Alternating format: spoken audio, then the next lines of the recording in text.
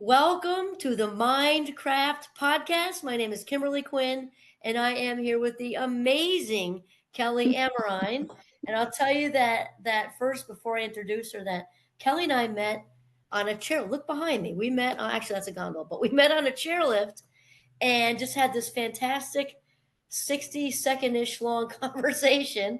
Stopped a little bit afterwards, and we've been forever friends and now doing business things together. So Kelli is the CEO and founder of Talent Solutions, which is a consulting group, which Kelli is now going to tell us more about. Welcome, Kelli. Thank you so much, Kim. I'm so glad to be here.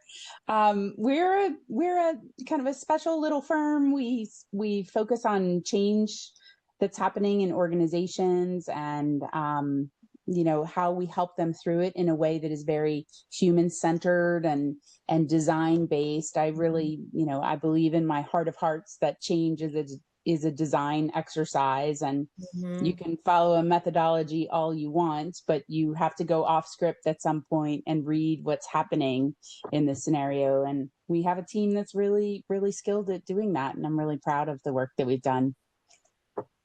Wow, I can't wait to dive in because Kelli and I have talked a lot off camera, and I'm just because when you think of change, even the most people we think of as just super flexible, well adjusted, however you want to you know kind of label it, Yeah. often have a difficulty Yeah. with It's change. Why everywhere is right that? now. You Why you is can't that? escape it, right? You can't escape it. No. We really, as we take ourselves and take teams and organizations through change, we really focus on the notion of readiness and how are you preparing for that change. And, even before the change happens, running scenarios and drills to anticipate what could happen and what Mhm. you might need to be ready for. I think those are all, things that make it a little less scary, and make it a little more tangible and close in for the people that are impacted by it. So that's we're really big fans of the focus on readiness. I really like that. So the term Yeah. actually, you and I were talking about earlier, Kelli, is actually change readiness. Like Yep. that's Yeah. the whole thing. And so how do you so okay, so how does this start? So the business is calling you, they're ready to do some big change. Either Hmm. they're swapping out some key people from key positions, or there's structural changes or whatever. They call you, and then Yep. how do you sort of go in and get it going? Yeah, we have a really great discovery process, and we're all fascinated by the discovery we do because every organization and team is so different. And I think the key is we come at discovery from a number of different angles, just like we do readiness. It's Mhm. almost like having a holistic view on health. I think you have to have a holistic view on readiness, not just looking at kind of the typical like stakeholders. We look more broadly at the ecosystem that will be impacted by whatever change we're brought in to help with, Right, right, right. upstream, downstream, all of those groups. But, nestled alongside those groups are processes, are structures, are Mm. communications, and, how effective they are, learning, technology and tools, things like that. So it's really a complete kind of holistic system to look at where is the organization right now, and relative to the change, where do they need to get to? Kind of that North Star of what Right, right, right, readiness for that right. change looks like, and how do we bridge the gap? I love that. I love Mm, that. Where are you now? Right? Deep breaths, probably. yeah. And then where would you like to be? Even deeper breaths, probably. And Yeah. then the whole middle is where you kind of help to give people something a little more tangible, because that's probably the scary part, right? The unknown. Yeah. Yeah. And, I think it's easy to make it not scary. I mean, it's amazing to me how many organizations don't have kind of the listening systems in place to hear from the people who are close to the processes, close to the tech, close to the the teams that they're supporting and that will be impacted by the change, to give a sense of, are we ready or not? I always think it's fascinating when you get into organizations and look at, is their culture one that on status reports everything's green, and we aren't talking about, what's red and yellow in status, because then, that's when you get into trouble. If you're not ready and you don't have the culture or environment that people can raise that flag and say, we need to do something else, it's gonna come back and get you. Right. So it's like a traffic light, like, green Yeah. means Yeah. we're ready to, step on the gas and go. Yeah. Yellow's Yeah. kind of caution, pay attention. Yeah. And red's like, stop, please. Somebody's crossing the street or something, Yeah. Yeah. Wow, And, wow, wow. I love as well, like we layer into that a little more complexity around, if I'm responsible for the work, I might not be the one that gets to say it's green and it's ready. The people that are impacted by the work I do and on the downstream of it should be the ones to say, yeah, we can believe this. We feel good about what we see. We're ready, because that's what really matters. I like that a lot. I would think, you know better than I do, but I would think that that approach, Kelly, would bring comfort, to the leaders involved and the whole structure that they, because of the autonomy, you're not threatening their agency or their, you're not really Yeah. threatening their autonomy. You're saying, you let me Yeah. know. Yep. I mean, it's an easy gauge on what's working and Right. what's not. And that's, I think the other thing we try to embed in organizations is the notion that as you're getting ready for a big change, just because you check readiness once and you say, you know what, all systems are go a week before go live, well, a lot can change in that week. So Mhm. how do you have, it's almost like agile is to software development. An agile organization is agile about their kind of readiness and understanding that, because it shifts. It's very dynamic. One thing throws three others off. So it's all interconnected. Oh, totally. Because we are as people, right? I Yeah. like your whole outlook, Kelly, because I think often when people think of corporate America, it's just like this faceless, buildings and elevators, but businesses are made up of people, right? Yes. So when you have the human centered, like you said earlier, you're kind of elevating or doing laser vision past the buildings and the elevators and the water Yeah. floors to see human beings who have partners and kids and aging parents and all these other things, moving pieces, who might have bring in other things to work.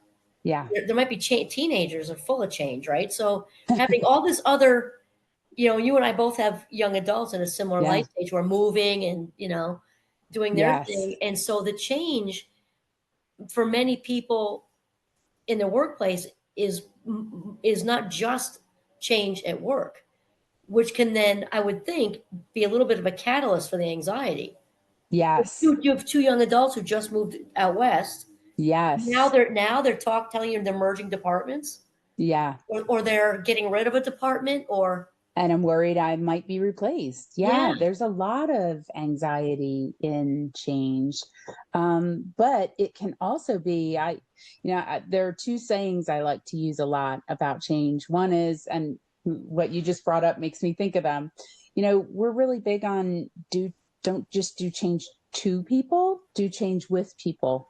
And I think the faceless organization, there's a lot of groups out there that just they force a change out and they don't really think about what the humans need as the receivers and the people who have to act differently as a result of that change. So right, doing it right, with them is really important.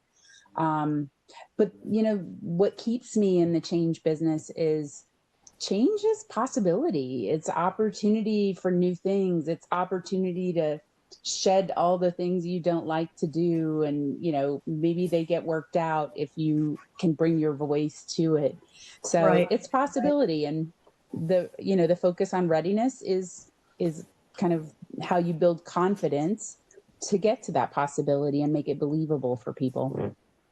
I love that whole idea of possibility, and also what you were saying earlier, Kelly, to just, well, when, as far as when we treat people, it kind of goes back to that kindergarten rule. Treat people the way you'd want to be treated, because I think in the Absolutely. business organization, we're not always thinking that way, especially if it's a Yeah. larger organization. But Yes. you've got a human being in front of you, or a team of human beings in front of you, and how might you feel? Plus, never mind the wiring differences. Yes. You're going to see them at the grocery store later that night. So be ready for that. Treat people that way. Exactly. And that I love that. Exactly, exactly. So what are, I'm sure because you've been at this long enough that I'm sure you've probably seen some similar obstacles. I mean, obviously the context would look a little bit different, but what Yeah. are some of the main kind of little speed bumps you hit when you go in to, because I know change often brings about resistance. And I know Yes. it's just like a butterfly. It's obviously a huge possibility and Yeah. beauty and all that, but to get there, there might be some. Yeah. So It's what are some really, classics? we have, we've worked in some tough cultures, and cu- I can think of one organization we worked at recently, and it was a culture that had, you know, people had too many priorities. Nobody was taking the time to really value relationships at all. And so, you had a lot of energy that was going into kind of protecting turf, not trusting. Trust was harder to build there. But, at some point, if you don't start to see a different future, I always say, Mhm. if you're not part of the solution, you're part of the problem. Well, right, So, if you right, don't see a right, different future and start to at least build some trust and break some of those behaviors, you're not going to get a different result. So, that's one thing. There are some there's a lot happening right now with the addition of AI into the workspace, and how organizations are handling that. So I think it's building a fear in people that probably shouldn't be there yet. Maybe ever. I'm not one to say on that, but I haven't seen a place yet where the AI tools that they're bringing in are just replacing people in mass. They're changing jobs for sure, and they may be jobs people don't want to do anymore, and that's a different way to look at it. But I think organizations have a really important responsibility there to help people kind of get ready for those shifts that are occurring, and be transparent in what they say to people about it. We've seen, you asked for some offenders, and we've seen some organizations that kind of keep it top secret and no one should know, but at the end of the day, everyone knows. you know yeah, and also everybody's adults. yes. And I Yes. think, way back when, I know, I mean, what, like 20 years ago, whatever, 15, 20, Google really got on that, with this Yeah. flexible schedules, but way before the pandemic. Yeah. Lo and behold, when you treat people respectfully like adults, there's Yeah. typically a better response. Yes. Yeah. Yeah, I would love to see more organizations adopt some of the human-centered design kind of philosophies and that, and really try to bring that in. I had the pleasure of working at an organization that I think did it exceptionally well, and they were just as concerned about the employee experience as they were the customer experience, and you could feel it in the I would say the optimism in the building. You could feel it. And that, I think that's getting huge. back to like readiness for change, they Yeah. were readiness, and they made massive changes there, and, brought people on the journey. And it built belief in the organization instead of more resistance and distrust. See, I think that's fantastic, Kelly, because I like, when I'm out doing whatever, I like to ask people, how do you like what you do? And it can't be like a loaded question, like they're standing 3 feet from, Mhm. three bosses or something. But you can't, like, when you said you can feel the positivity or the, Yeah. I've had that experience too with people, and it doesn't matter. That person could be, whatever, a barista. Actually, my Yep. dentist loves what he does. Yeah. And you can just, it's just so amazing because I think a lot of that has to do with the whole thing, how you're Yeah. treated, the appreciation, right? Yep. And gosh, this goes to your expertise, Kim, because, positivity and the power of the mind, those are huge influencers for how we perform and how satisfied we are in our lives and all of that. Well, in life in general, for sure. But I'm thinking like leadership wise, it seems like there are basically, in just a very simplified way, two ways to lead. One is respect and one is with fear, Yeah. right? And for the most part. And both will be effective, but one is far going to outlast the other. Hmm. I've just at a sensational 60, I've just seen different work environments. Fortunately, I've had a really good ride. I've had really good work environments. I've known people who haven't as much. Yeah. And when you invest in the employee, as you know, you reap what you sow. It's the whole thing. Yeah. Well, it's that notion of followership, right? Like Yeah. I'm really fortunate also to have been around some good leaders and a great team that, Hmm. it's an environment of respect, and we do amazing things together with and for our clients and for each other. And um I think I can't imagine my work life without that, because you spend so much of your life at work and in work. So, Oh my gosh, that's why I say, like, uh, when I go into places to do this type of thing, say think of it like a really good mattress, because you're here. Think of the 8 hours a day times, so you want it to be inviting, you want it to be comfortable, and you want to look forward to it, right? yeah, And so, can't make your back hurt, right? it doesn't make your back hurt, right? Or give you a headache, or make you want to move around too much, you know, shifting around in your seat, so to speak. And so, yeah, it's really all part of our holistic Yeah, well-being is having, there's no such thing as perfect, just like a family. yeah, But if you can trust, yes. that's a biggie, don't you think? Yes, I agree. I agree. And, it's that trust that, again, kind of going back to where we started the conversation on the notion of change, it's that level of trust and that environment that if something is going to go wrong, Hmm. somebody will feel comfortable to raise their hand and say, you know what? I'm worried about this. I don't think we've done enough here. This could be a risk to us. This could delay things, because you want an environment where you hear those things. That's part of, as we think about readiness, the culture that supports the kind of readiness that you need to surface those things. Oh, I totally agree. I think you and I were talking off camera, or maybe it was on the chairlift. I don't remember, but because I think I was sharing with one of the clients I had, but you were too, because and what is your approach? Because I know people can, depending on the environment, as you know, team members can be really skittish about being vulnerable with what they really truly are experiencing. Yeah. And Yeah. so that's huge. So what is your approach to really gain that trust with people when there's a kind of a maybe even a toxic such as overuse? Let's say Yeah. maybe not toxic, but not the healthiest Yeah. situation. How do you go in there and do that? I so I would say two things pop into my head. I think, there are situations in organizations where facilitation is helpful, where it's too toxic or too painful for one person to have that direct conversation with another, or a group to have it with a leader, or so on. And that's where a facilitator who's a trusted partner can help.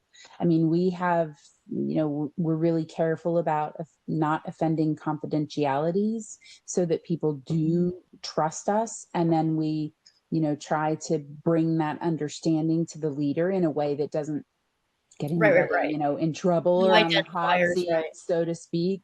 And that's really important, because especially the notion of some of those things are blind spots for that leader. They don't even know that it's happening. And, sometimes if they know it's happening and just don't care, that's a different issue. But at some point, we all care about the reputation that we're leaving Mhm. behind, because it will come back to us. It comes back in, like I said, the followership we have, the belief of the team, and what we can achieve in terms of what we need to achieve. Right, right, right. Um, so that's one thought. And then I had another one, and gosh, it went like poof like that because it's 4 quarter to 5. No, I know. I can't, but Kelly, I think you tapped on, I think, into probably the most important one, which Yeah. is the actual real airtight situation.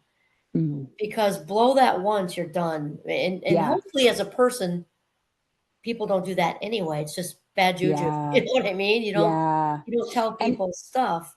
and that's a huge responsibility when we're working in an organization. Is Hmm. we have now, I just remembered my my thought I had lost, which is, it takes courage to bring forward some of the things that, through discovery and as we approach a change, we see are not being voiced, and are being resisted. It takes courage to bring that forward, but it's the Yes. right thing to do. And it's our accountability and responsibility to that client. But we also have an accountability and responsibility to those people who have been vulnerable for the right reasons and with the right intents. And 100%. so you have to protect that. I totally agree. 100%. Because exactly, because the vulnerability brings strength, right? I mean, that's how Yeah. change happens. So, no, I Yeah. 100% agree with you. So that can lead us to, and then that'll be a nice segue to, Hmm. some of the factors, and you and I were talking about these first, that we are sort of kind of integral to making things work. And one is the mindset issue. Did you want to talk about, there are two particular mindsets that one is a little bit more advantageous than the other one? Yeah. Yeah. We think about mindsets in relation to readiness of, kind of dynamic versus static. So static readiness is, I have a checklist, I checked the boxes, Mm-hmm. put it aside and go. Dynamic is more that kind of holistic approach, understanding the interdependencies and interconnections, and that, one thing shifts others, and continuing to kind of monitor and listen and understand, and, just pulse check as the change gets closer and closer, and even goes by. I think the leader's ability to, or the leadership team or the transformation office, whatever, kind of group is leading the change, Mm-hmm. their curiosity about how readiness is shifting, I think is a really important factor. And that's what we're getting at with the notion of like readiness is dynamic. It shifts all the time. Every action causes a reaction. And so Yes. how do just keep checking. So keep listening, keep, where there's something messy, dig into it, because if you don't now, it Oh, will not resolve itself. I'm sure you've seen that quite a bit. So it's kind of Yes. like you and I were, I think, comparing it to, because it sounds like just two different words for like the fix versus the growth, Exactly. static versus dynamic, Yeah. right? So, Elastic. Yep.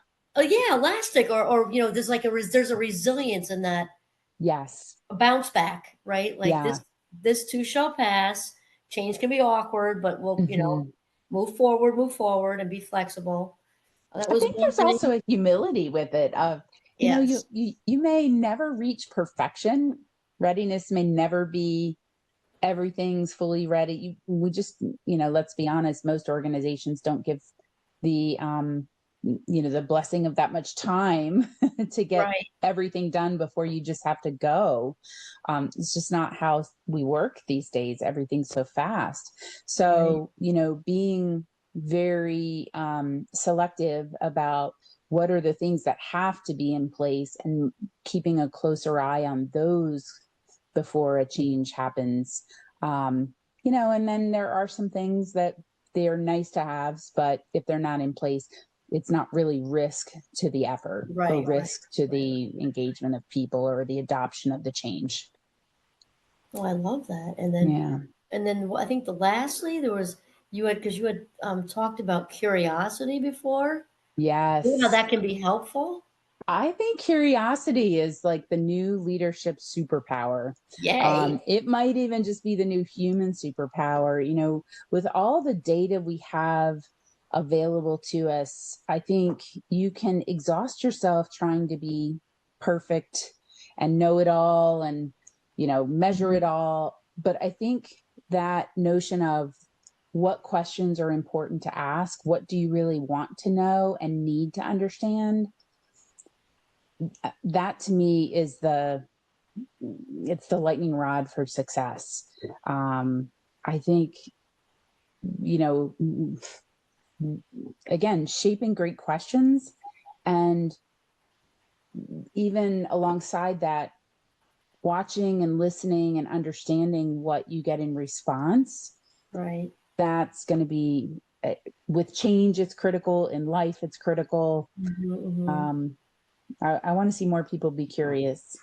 I challenge my kids to that all the time.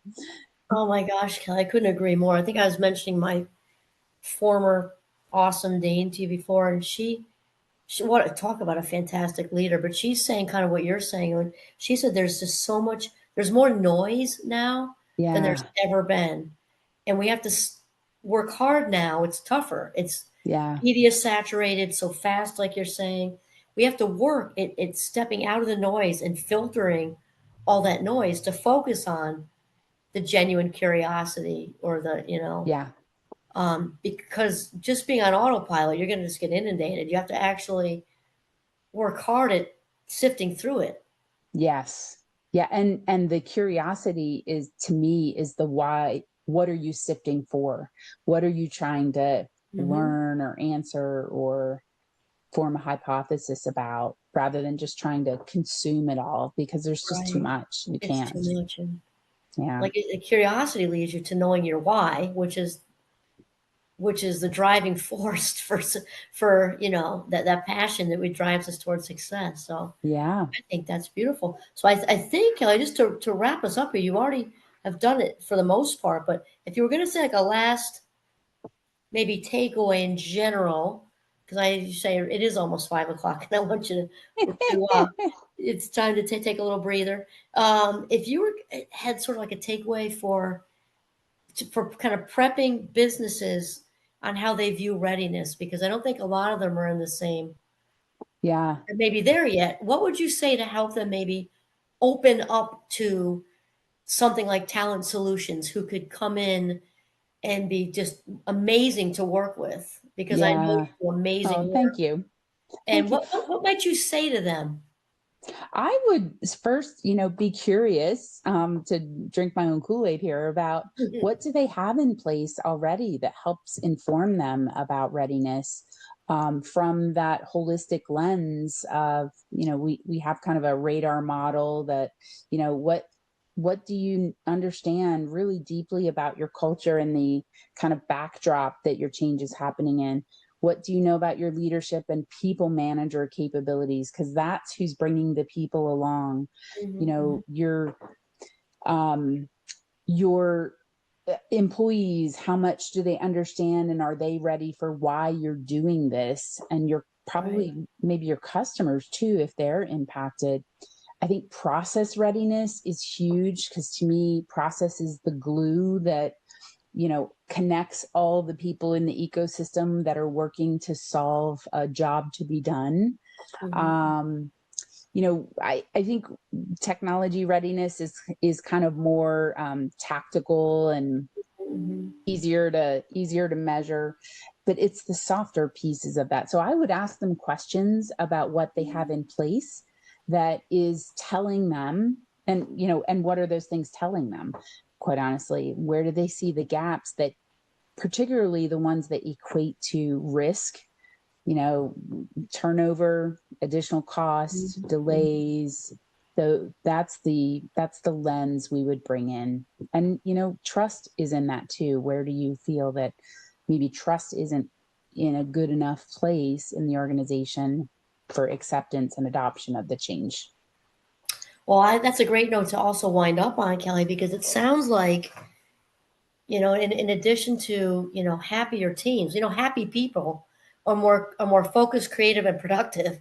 Yes. So and turnover is expensive. So Yes. coming in with a human-centered lens is not only just a more enjoyable existence, Yeah. but also is going to save the organization a ton of money. It saves the organization a ton of money. I'm a big believer in it saves society money because, Mhm. unhappiness Burnout, leads to right? disease and burnout and mental health issues. And gosh, we spend the majority of our time at work. So it's a big factor in all of those life satisfaction measures. Lots of studies on that. Oh, this was fantastic. I just love the whole Yes, conversation. me So, too. my chairlift friend, Kelly, CEO and founder of Talent Solutions Consulting Group, that's Kelli Amerine. Your information will be underneath for Great. people who may want to.